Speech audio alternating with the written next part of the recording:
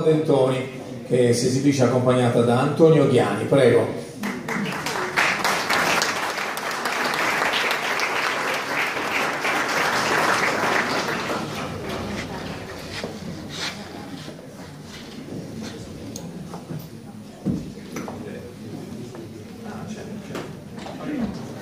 Andremo questione per conto del socio sono da Ganna.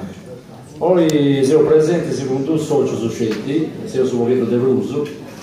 Noi siamo uno dei 12 associazioni che siamo affiliati all'Associazione Leonella Sardegna.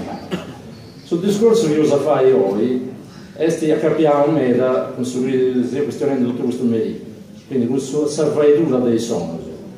E così noi, Antonio Lupiani, che è un abile vaidore del sogno, e che succede? Noi su scantano fare, vi spiego un pochino in cruzo questa questione. Io ho pensato di fare un presente cosa nostra, questa poesia improvvisata del suo capitano, utilizzando però il soldo grande.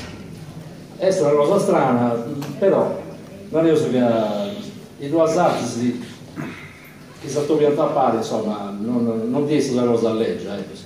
Antonello ha fatto uno strumento che non esiste in questa tradizione, non è un strumento tradizionale, è un strumento fatto di su proprio po' assimilare a questo che è su base e contra, che su uno dei volti, anzi sempre, accompagna gli scantatori campidanesi su megale poetica, Paolo Dentoni Geruciresi, che è stato un grande rappresentante di questo mondo, ma dallo scambio da un bello pochettino tempo fai parte del sono del grande lavoro.